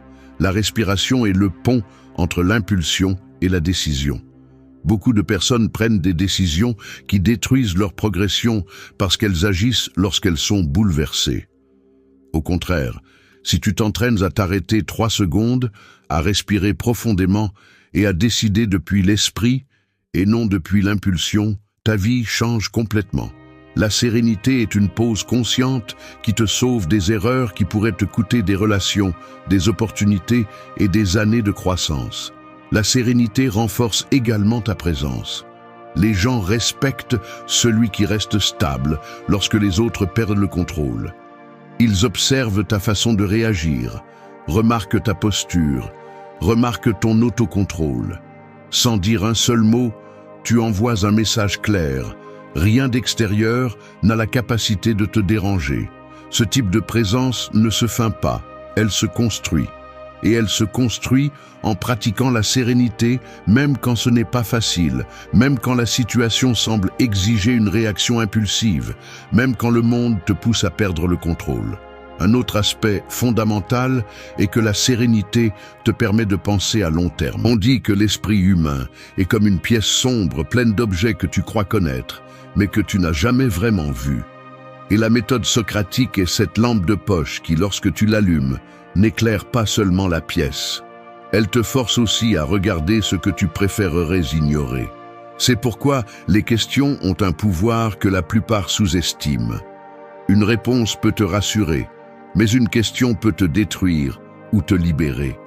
Elle peut te sortir de l'auto-illusion, elle peut arracher une vérité que tu as cachée pendant des années, ou elle peut révéler ce que tu ne veux pas accepter. Les questions sont un outil de contrôle mental. Celui qui sait poser des questions sait voir plus profondément, Il sait lire les intentions, déchiffrer les incohérences, révéler les contradictions internes que les gens ne savent même pas qu'ils ont. La méthode socratique ne sert pas à manipuler ni à humilier, elle sert à éveiller, elle sert à développer la clarté, le leadership, la présence, le pouvoir personnel et la connaissance de soi. Elle sert à faire de toi quelqu'un qui pense avec précision, qui écoute avec intention et qui parle avec un but. Mais je veux aussi que tu le comprennes dès le début. Cette méthode nécessite de l'éthique, elle nécessite de l'humilité, elle nécessite de la responsabilité. Parce que mal utilisée, elle peut devenir une manipulation émotionnelle. Bien utilisée, elle peut transformer des vies, des relations, des décisions et des chemins entiers. Alors si tu es ici, si tu veux vraiment apprendre cette méthode, prépare-toi. Nous allons entrer dans un territoire où beaucoup de gens ne veulent pas entrer, le territoire de l'honnêteté mentale, le territoire où tu arrêtes de réagir et commences à raisonner, le territoire où la clarté ne te vient pas, tu la provoques. Et maintenant, si tu es prêt à apprendre à utiliser la méthode socratique comme un outil de pouvoir, de conscience et de transformation, allons-y avec les leçons. Cette fois, non pas pour débattre avec les autres, mais pour éclairer ta propre obscurité. 1. Questionne-toi avant de questionner. Parfois, l'esprit ressemble à une pièce pleine de miroirs déformants. Tu penses que tu vois la réalité, mais en vérité, tu ne vois que tes projections, tes peurs et tes interprétations. Et si tu n'es pas capable de le reconnaître, tu finiras par poser des questions à partir de la confusion, pas de la clarté. C'est pourquoi la première étape de la méthode socratique n'a rien à voir avec la confrontation à l'autre, mais avec le courage d'éclairer ce que tu as laissé dans l'ombre. Questionne-toi avant de questionner, car tu ne peux guider personne vers un niveau de conscience que tu n'as pas encore atteint. Avant de poser une question, demande-toi d'où vient ton envie de la poser. Cherches-tu à comprendre ou à gagner? Veux-tu éclaircir ou te sentir supérieur?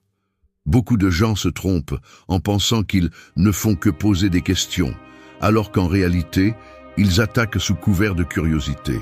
Ce type de question n'éclaire pas, elle blesse, elle ne réveille pas la conscience, elle génère de la résistance. Et le plus dangereux, c'est que si tes intentions sont contaminées, tes questions le seront aussi. La méthode socratique exige une honnêteté brutale envers toi-même, car un esprit plein de bruit finit par créer des questions qui ne servent pas à penser, mais à se battre. Cette partie est inconfortable, je le sais. Te questionner te force à voir tes propres incohérences, tes biais, tes suppositions non examinées, tes contradictions internes. Elle te confronte à ce que tu n'as pas voulu accepter pendant des années. Mais c'est précisément là que réside le fondement de la maîtrise personnelle. Les leaders qui ont vraiment de l'influence ne sont pas ceux qui ont le plus de réponses, mais ceux qui osent examiner leurs propres questions. L'autosabotage commence quand tu te crois trop sûr de tes opinions. La croissance commence quand tu oses te demander « Et si je me trompais, pourquoi je pense ça? Qu'est-ce qui me motive vraiment ?» Quand tu te questionnes, tu découvres que beaucoup de tes réactions ne sont pas rationnelles, mais émotionnelles. Elles ne viennent pas de la logique, mais de la blessure. Beaucoup de ce que tu le défends parce qu'au fond, ça te fait mal, pas parce que c'est vrai. Et si tu ne nettoies pas ce terrain intérieur, tes questions deviendront des armes que tu utilises pour te justifier, pas pour comprendre. La méthode socratique ne cherche pas à humilier les autres. Elle cherche à démanteler tes propres illusions en premier. C'est pourquoi ce point nécessite du courage, car celui qui ne peut pas s'examiner lui-même n'a pas non plus la capacité d'examiner l'esprit d'autrui sans faire de mal. Quand tu commences à te questionner, quelque chose change profondément. Ta façon de parler devient plus précise, plus consciente, plus directe. Tu arrêtes de réagir par impulsion et commences à répondre avec intention. Tu arrêtes d'utiliser des mots comme défense et commences à les utiliser comme des instruments de clarté. Tu découvres que beaucoup de tes certitudes étaient soutenues par des suppositions fragiles. Et quand tu renverses ces suppositions, ta véritable force naît. Pas la force d'imposer, mais la force de comprendre. Pas la force de l'ego, mais la force de la clarté. Seulement quand tu te connais, tu peux poser des questions qui ouvrent vraiment l'esprit de l'autre. Seulement quand tu as une clarté intérieure, tu peux détecter des incohérences externes sans tomber dans l'arrogance. Questionne-toi avant de questionner, car chaque question que tu poses en dit plus sur toi que sur la personne à qui tu la poses. Et si tu veux que tes questions transforment, tu dois d'abord te transformer toi-même. 2. Poser des questions sans confrontation. Un couteau peut couper des fruits ou blesser, tout dépend de la manière dont vous le tenez. Les questions fonctionnent de la même manière. Entre les mains d'une personne impulsive, elles deviennent des attaques déguisées en curiosité, mais entre les mains d'une personne consciente, elles deviennent de fines outils capables d'ouvrir l'esprit sans causer de dommages. C'est pourquoi ce deuxième point est essentiel.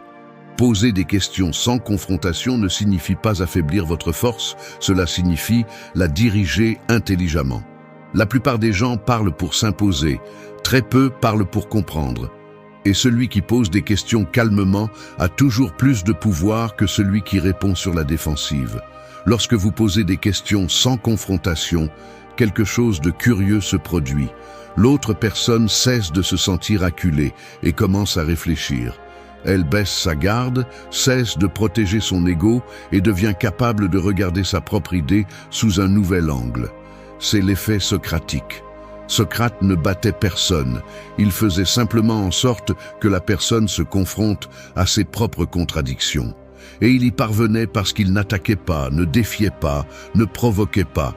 Il posait simplement des questions avec une présence ferme, sérieuse, calme. La confrontation éteint l'esprit. La curiosité consciente le réveille. Ce point exige une discipline émotionnelle. Cela signifie contrôler le ton, la posture, l'intention, la vitesse.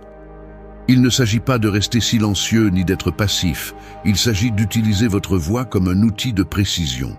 Celui qui pose des questions de manière agressive provoque un combat. Celui qui pose des questions avec clarté provoque une réflexion. Et la différence entre les deux ne réside pas dans les mots, mais dans l'esprit avec lequel vous les prononcez. Vous pouvez dire « Pourquoi penses-tu cela » de deux manières, l'une qui sonne comme une attaque et l'autre qui sonne comme une invitation. Le contenu est le même, mais l'impact est complètement différent. Cette méthode vous oblige à comprendre que lorsque vous confrontez, le cerveau de l'autre passe en mode défense. Cette personne ne veut pas analyser, elle veut se protéger. Elle ne veut pas penser, elle veut survivre au coup. Et dans cet état, aucun changement n'est possible. Mais lorsque vous posez des questions avec sérénité, cette personne respire. Et en respirant, la tension diminue. Et lorsque la tension diminue, la possibilité de penser plus clairement apparaît. C'est pourquoi ceux qui maîtrisent ce point n'ont pas besoin d'élever la voix ni de s'engager dans des discussions interminables. Ils parlent moins, mais ils accomplissent plus. Ils posent peu de questions, mais chaque question frappe exactement là où elle doit. Ce point est également utile pour vous-même. Lorsque vous apprenez à poser des questions sans vous confronter, vous cessez de vous punir pour vos erreurs et commencez à les analyser honnêtement. Au lieu de vous dire « je suis un désastre », vous commencez à vous demander quelle partie de moi a créé ce résultat. Au lieu de dire « je n'aurais pas dû le faire », vous demandez « quelle croyance m'a poussé à agir ainsi ». Et c'est une compétence que très peu de personnes développent, car elle nécessite de la maturité, de la fermeté et de l'autocontrôle. Poser des questions sans confrontation n'est pas une faiblesse, c'est une stratégie.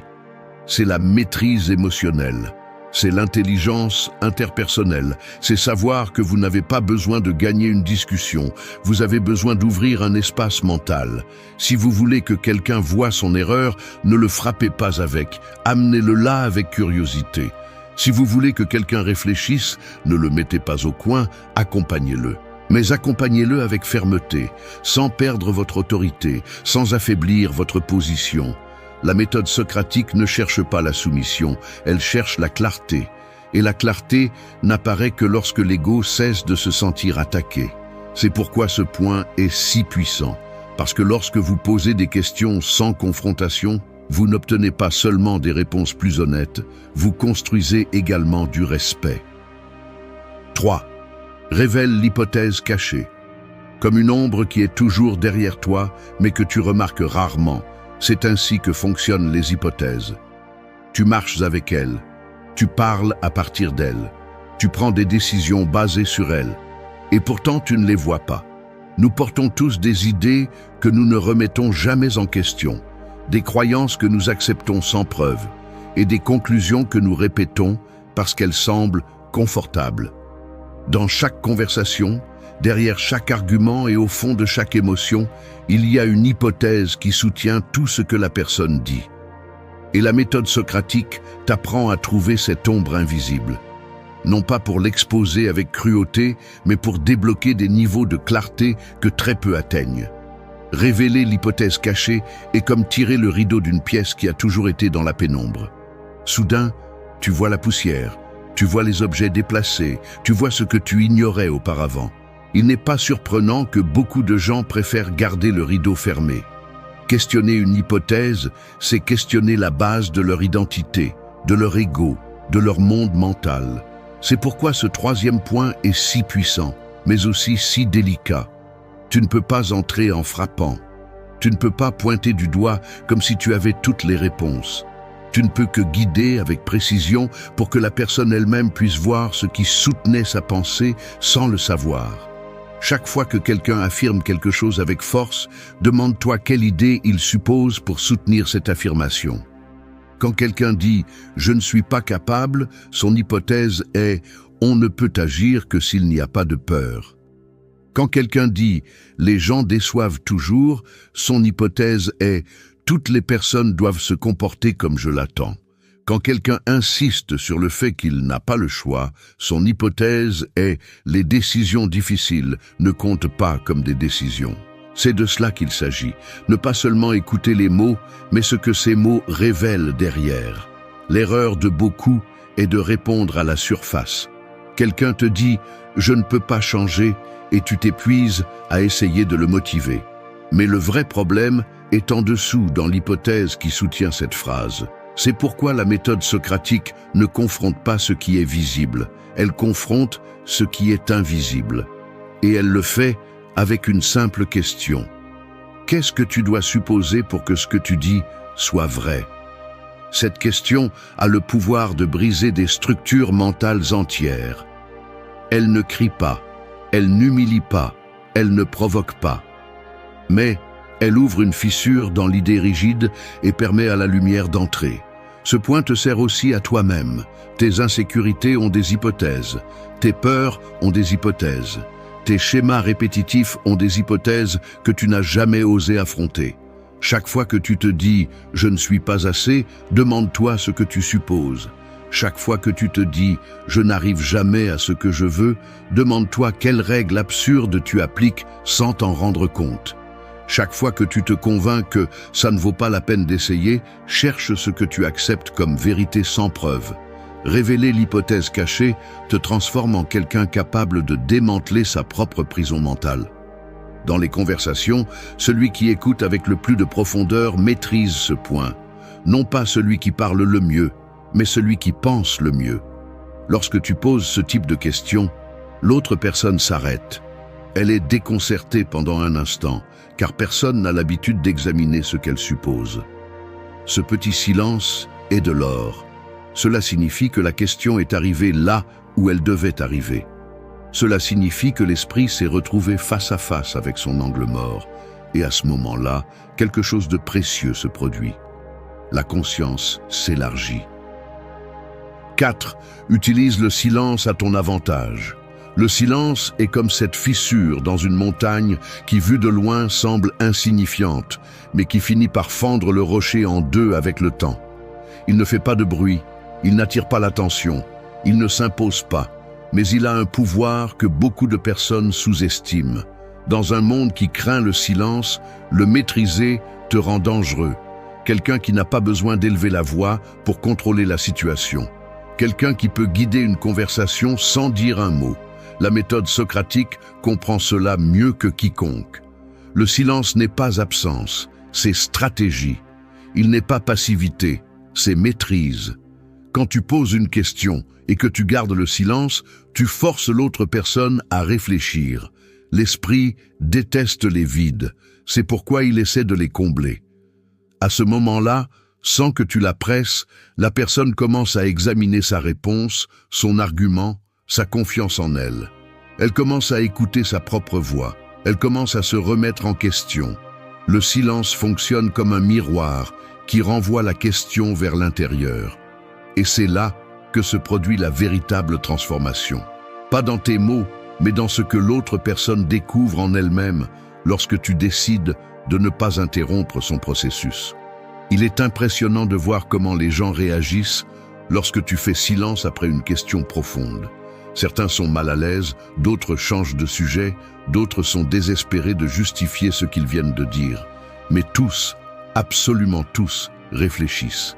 Et réfléchir est l'objectif de la méthode socratique. Tu ne veux pas qu'ils te répondent rapidement, tu veux qu'ils répondent consciemment. Tu ne cherches pas une réaction mécanique, tu cherches une réflexion honnête. Le silence est l'outil le plus élégant pour y parvenir. Ce point a également un impact émotionnel très fort. Lorsque tu parles moins et écoutes plus, l'autre personne sent que sa propre voix est amplifiée. Elle sent qu'elle a de l'espace, elle sent qu'elle n'est pas jugée. Et cela abat les résistances. Le silence ouvre des portes que les mots ferment. Il permet à l'ego de baisser la garde, il permet à la personne de se confier, il permet à la vérité, la vraie vérité, de sortir sans que tu aies à la pousser. La conversation devient une lutte, pas une découverte. Le silence t'aide également à observer ce que la plupart des gens négligent. Alors que d'autres sont désespérés de parler, tu perçois des gestes, des doutes, des changements de ton, des micro-expressions, des incohérences. Tu vois où la personne se brise, où elle exagère, où elle se perd. Ce niveau d'observation te donne un énorme avantage. Non pas parce que tu veux manipuler, mais parce que tu peux mieux comprendre. Le silence te rend plus conscient, plus perceptif, plus stratégique. Et cela ne sert pas seulement à converser avec les autres, cela sert aussi à converser avec toi-même. Ton esprit crie toujours. Il veut des réponses rapides, des conclusions impulsives, des décisions émotionnelles. Mais si tu t'entraînes à faire le silence intérieur après une question importante, tu commences à entendre ce que tu penses vraiment et non ce que ta peur veut que tu penses. Le silence intérieur est une arme encore plus puissante que le silence extérieur. C'est l'espace où naît la clarté, où tu découvres tes propres suppositions, où tu détectes des contradictions que tu ignorais auparavant, où ta boussole émotionnelle s'aligne. Il y a quelque chose que tu dois comprendre très clairement. Celui qui maîtrise le silence, maîtrise le rythme de la conversation, et celui qui maîtrise le rythme, maîtrise le résultat. Tu n'as pas besoin de pression, tu n'as pas besoin de te précipiter, tu n'as pas besoin de t'imposer. Tu as juste besoin de savoir quand te taire. 5. Demande des exemples réels. Les idées sans exemple sont comme des bâtiments dessinés dans l'air. Ils semblent solides, ils semblent impressionnants, mais un souffle de réalité suffit à les faire s'effondrer. Beaucoup de gens parlent avec assurance parce qu'ils ne mettent jamais à l'épreuve ce qu'ils disent. Ils ne le ramènent jamais sur terre. Ils ne le confrontent jamais à des faits concrets. La méthode socratique comprend cela, et c'est pourquoi l'un de ses outils les plus puissants est simple mais dévastateur, demander des exemples réels. Lorsqu'une personne doit démontrer ce qu'elle affirme avec quelque chose qu'elle a vécu, fait ou vu, la vérité apparaît sans filtre. Demander des exemples réels, c'est comme allumer un projecteur dans une pièce où il n'y avait que des mots. On voit immédiatement ce qui est solide et ce qui est fantaisie. Lorsqu'une personne a une croyance rigide et que vous lui dites « Donne-moi un exemple concret où cela s'est produit », elle ne peut plus se cacher derrière des généralisations. Elle doit utiliser la réalité. Et la réalité ne ment pas. La réalité coupe comme le tranchant d'un rasoir tout ce qui n'a pas de fondement. Ce point est essentiel car les gens ont tendance à parler à partir d'hypothèses émotionnelles, pas de faits. Ils disent « Cela arrive toujours ». Personne ne te soutient, tout est injuste, les gens ne changent jamais. Ce sont de grandes phrases, des phrases dramatiques, des phrases confortables pour justifier ce qu'ils ressentent. Mais lorsque vous demandez un exemple réel, le discours change. L'esprit est obligé d'atterrir. Et dans cet atterrissage, beaucoup d'auto-illusions se dissipent. Vous n'attaquez pas la personne, vous lui demandez de marcher sur un terrain solide au lieu de voler dans des nuages illusoires. En posant cette question, observez comment l'autre personne réagit. Certains mettent du temps à répondre car ils n'avaient jamais analysé leur discours. D'autres commencent à hésiter parce qu'ils se rendent compte qu'ils n'ont pas de preuves, seulement des impressions. D'autres changent de sujet parce qu'ils ne veulent pas regarder la fragilité de leur argument. Et d'autres, les plus honnêtes, sont surpris de réaliser qu'ils exagéraient. Demander des exemples réels ne détruit personne. Cela détruit les fausses idées qui maintiennent les gens piégés. Ce point est également crucial pour votre propre connaissance de soi. Lorsque vous vous entendez penser « je n'arrive jamais à rien », demandez-vous « quand exactement cela s'est-il passé ?» Lorsque vous pensez « je suis toujours rejeté », demandez-vous « toujours » ? Dans quelle situation concrète ? Lorsque vous dites « je ne peux pas changer », demandez-vous « à quel moment ai-je vraiment essayé et échoué ?» Vous verrez que beaucoup de vos croyances reposent sur quelques souvenirs que votre esprit a transformés en absolus. Et si vous faites tomber ces absolus, vous commencez à reprendre le pouvoir. Demander des exemples réels expose également les incohérences. Si quelqu'un dit que quelque chose arrive toujours, mais ne peut donner qu'un exemple isolé, vous avez déjà une piste claire. S'il affirme que tout le monde pense quelque chose, mais ne peut donner un seul cas vérifiable, vous savez déjà qu'il parle à partir de l'insécurité, pas de l'évidence. Et s'il défend une idée avec beaucoup d'émotion mais aucun fait, vous avez compris que vous êtes face à une narration personnelle, pas à une vérité universelle. C'est là le véritable impact de la méthode socratique. Séparer ce que nous ressentons de ce qui est. Dans le leadership et les relations, cette compétence est extrêmement utile. Elle évite les malentendus, coupe les drames, arrête les discussions inutiles et oblige tout le monde à penser avec précision. Dans les décisions importantes, demander des exemples réels vous permet de distinguer ce que quelqu'un croit de ce qu'il a réellement vécu. 6. Détecte les incohérences. L'esprit humain fonctionne comme une machine avec des câbles cachés. De l'extérieur, tout semble ordonné, mais à l'intérieur, beaucoup de câbles sont croisés. Lorsqu'une personne parle, ces câbles sont exposés. Certaines idées vont à droite, d'autres à gauche, et souvent ce qu'elles disent ne correspond pas à ce qu'elles font réellement, pensent ou ressentent. Détecter les incohérences, c'est apprendre à voir ce câblage interne. Non pas pour juger, mais pour comprendre où se trouve le court-circuit qui empêche l'esprit de fonctionner clairement. Chaque fois qu'une personne soutient deux idées qui ne peuvent coexister en même temps, l'incohérence apparaît comme une fissure. Et cette fissure est le point le plus puissant pour appliquer la méthode socratique. Les incohérences n'ont pas besoin d'être attaquées, elles ont juste besoin d'être éclairées. Lorsque vous posez des questions avec précision, la personne elle-même se rend compte que ce qu'elle a dit auparavant contredit ce qu'elle dit maintenant.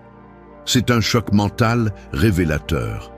Elle ne le ressent pas comme une agression, elle le ressent comme un réveil. Détecter les incohérences, c'est comme regarder deux pièces d'un puzzle qui ne s'emboîtent pas. Vous pouvez les voir pendant des années sans le remarquer, mais au moment où quelqu'un vous montre la forme, vous ne pouvez plus l'ignorer. Ce point exige une attention profonde, car l'incohérence n'apparaît pas toujours dans les mots. Parfois, elle se manifeste dans le ton, dans la rapidité avec laquelle une personne change d'argument, dans la manière dont elle évite de répondre à une question directe, dans la façon dont elle se contredit sans s'en rendre compte. L'esprit est habile pour protéger ses illusions, mais les incohérences sont des fissures qu'il ne peut pas cacher. Ce point vous entraîne également à écouter avec précision. Beaucoup de gens écoutent pour répondre, mais très peu écoutent pour comprendre. Lorsque vous écoutez vraiment, vous vous rendez compte que la plupart des gens ne parlent pas à partir de la logique, ils parlent à partir de l'émotion. Ils disent une chose quand ils sont calmes et une autre complètement différente quand ils se sentent menacés. Ils promettent une chose et en font une autre. Ils exigent ce qu'ils ne pratiquent pas. Ils affirment ce qu'ils ne vivent pas. Les incohérences sont des indicateurs clairs que quelqu'un est pris au piège dans sa propre narration. La question socratique idéale pour une incohérence est simple. Comment cela peut-il être vrai si tu as dit le contraire auparavant? Vous n'attaquez pas, vous ne ridiculisez pas, vous ne haussez pas la voix. Vous ne faites que mettre les deux pièces devant la personne. Et quand vous le faites, quelque chose d'inévitable se produit. L'esprit commence à se réorganiser. La personne est obligée de choisir laquelle des deux idées est réelle et laquelle est une illusion qu'elle utilisait pour protéger son ego. Certaines personnes restent silencieuses, d'autres se justifient, et d'autres finissent par admettre que quelque chose en elles ne correspond pas. Cette reconnaissance est l'une des avancées les plus puissantes qu'une conversation peut provoquer. Détecter les incohérences transforme également la relation que vous avez avec vous-même. Beaucoup de vos décisions ratées sont nées d'incohérences internes. Vous voulez changer, mais vous répétez les mêmes excuses. Vous voulez quelque chose de nouveau, mais vous agissez avec les vieilles habitudes. Vous dites que vous êtes prêt, mais vous continuez à vous saboter. Vous dites que vous ne voulez pas vivre dans la peur, mais vous prenez des décisions basées sur elle. Si vous ne détectez pas vos propres incohérences, vous vivrez en conflit avec vous-même sans comprendre pourquoi. Chaque fois que vous vous dites quelque chose, demandez-vous si vous le soutenez par des faits. Chaque fois que vous désirez quelque chose, demandez-vous si vos actions vont dans cette direction. Si cela ne correspond pas, c'est là votre point faible. 7. Regardez du point de vue de l'autre. Regarder une situation sous un seul angle, c'est comme observer une grande ville depuis la fenêtre d'une petite pièce. Vous pensez comprendre la carte complète, mais vous ne voyez qu'un coin, une rue, une ombre de ce qui existe vraiment. L'autre perspective est la porte qui vous permet de sortir de cette pièce étroite. L'ouvrir n'est pas toujours confortable, car elle vous oblige à accepter que votre vision n'a jamais été absolue. Mais celui qui maîtrise la méthode socratique comprend quelque chose d'essentiel. La vérité se trouve presque jamais dans ce que vous croyez, mais dans ce que vous ne voyez pas encore. Regarder du point de vue de l'autre ne signifie pas se rendre, ni s'humilier, ni affaiblir votre position. Cela signifie l'élargir. Cela signifie accepter que votre expérience n'est pas la seule, que votre histoire n'est pas la seule, que votre logique, bien qu'elle vous semble impeccable, peut être soutenue par des souvenirs, des préjugés ou des blessures qui vous empêchent de voir la réalité complète. Ce point vous oblige à lâcher votre fierté et à entrer dans un territoire où peu de gens osent entrer. Le territoire où vous écoutez sans préparer votre réponse, où vous observez sans vous défendre et où vous posez des questions sans vouloir gagner. La méthode socratique est impitoyable car elle vous confronte à vos propres limites. Lorsque vous êtes capable de regarder du point de vue de l'autre, votre esprit cesse d'être rigide. Un esprit rigide discute. Un esprit flexible comprend. Et comprendre ne faiblit pas votre position, elle la renforce, car elle vous permet d'évaluer si votre argument tient vraiment face à d'autres angles ou s'il n'était solide que dans votre bulle personnelle. La plupart des conflits existent parce que les gens ne savent pas regarder de l'autre côté. Ils s'accrochent à leur version comme si c'était une vérité divine et bloquent toute possibilité de voir une autre interprétation. Ce point est aussi un outil stratégique. Lorsque vous posez une question du point de vue de l'autre, la personne a l'impression que pour la première fois, quelqu'un veut vraiment la comprendre. Ce simple geste abaisse les défenses, diminue les tensions et ouvre des portes que la confrontation n'ouvrirait jamais. Des questions comme « Comment le vois-tu de ton point de vue ? Qu'est-ce qui te fait penser ça ? Comment cela se ressent-il de ton expérience ?» semblent simples, mais ont un effet profond. Non pas parce qu'elles sont douces, mais parce qu'elles obligent la personne à s'écouter elle-même depuis un endroit plus clair. Regarder du point de vue de l'autre vous protège également de l'auto-tromperie. Souvent, vous êtes sûr que vos décisions sont correctes, jusqu'à ce que vous vous demandiez comment elles apparaîtraient si vous étiez à l'extérieur en train de vous regarder. Cette distance mentale révèle des contradictions, des erreurs et des opportunités de croissance que vous ne verriez jamais depuis votre position habituelle. Lorsque vous adoptez le regard de l'autre, vous brisez la structure rigide de votre récit interne. Vous devenez plus conscient de vos motivations réelles, pas de celles que vous voulez croire. Ce point ne consiste pas à justifier qui que ce soit, mais à comprendre l'architecture complète de la situation. Une personne qui agit de manière impulsive le fait peut-être parce qu'elle interprète la réalité à partir de la peur. Quelqu'un qui répond avec agressivité le fait peut-être parce qu'il se sent petit. Quelqu'un qui évite une conversation difficile le fait peut-être parce que son histoire est pleine d'abandon. Voir du point de vue de l'autre ne transforme pas les autres, cela vous transforme.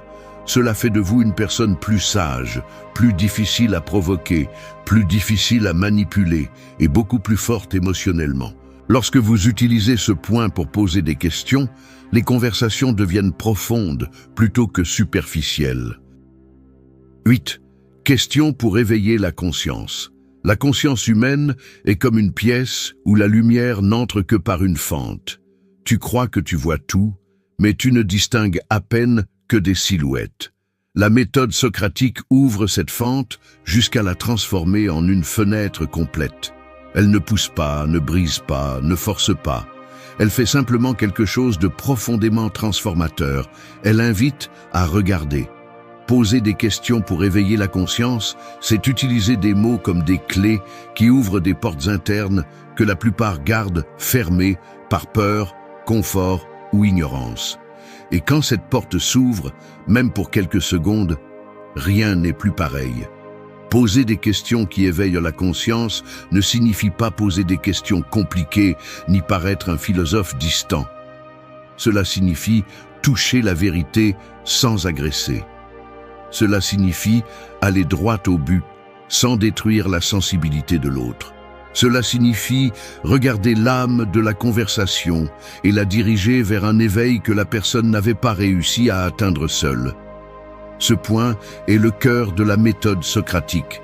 Ici, tu ne poses plus de questions pour gagner en clarté, tu poses des questions pour provoquer l'évolution, pour allumer cette étincelle qui oblige l'esprit à se regarder avec plus d'honnêteté.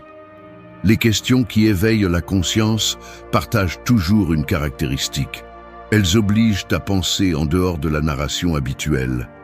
Elles déroutent, elles arrêtent, elles brisent les schémas. Des questions comme « Quelle partie de toi choisit cela ?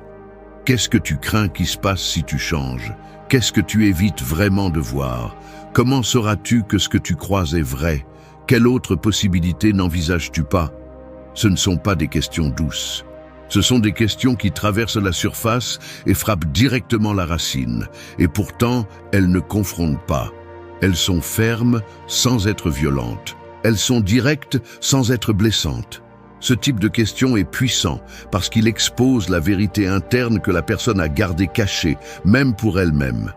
Les gens vivent en pilote automatique, répétant des décisions, des schémas et des croyances, sans prendre le temps de réfléchir.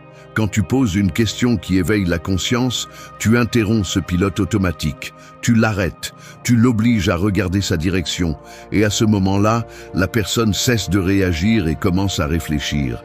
Ce changement est le véritable impact de la méthode socratique. Ce point transforme aussi profondément la façon dont tu te comprends toi-même. Quand tu te confrontes honnêtement à tes propres questions, tu commences à éveiller ta propre conscience, te demander « Qu'est-ce que je cherche vraiment ? Pourquoi est-ce que je continue à répéter cela ? Qu'est-ce que j'ai besoin d'apprendre de cette situation ?» N'est pas confortable, mais c'est essentiel. Parce que la conscience ne grandit pas quand tu te justifies, elle grandit quand tu te confrontes à partir d'un lieu de courage et de clarté. La méthode socratique appliquée à l'intérieur est plus puissante que celle appliquée à l'extérieur, car elle t'oblige à voir ce que tu as évité pendant des années. Dans toute relation, conversation ou conflit, poser des questions pour éveiller la conscience change complètement la dynamique. Au lieu de critiquer, tu guides. Au lieu de discuter, tu éclaires. Au lieu de pousser, tu invites. Et quand tu guides à partir de cet endroit, l'autre personne se sent vue sans se sentir attaquée. Elle se sent accompagnée, pas soumise.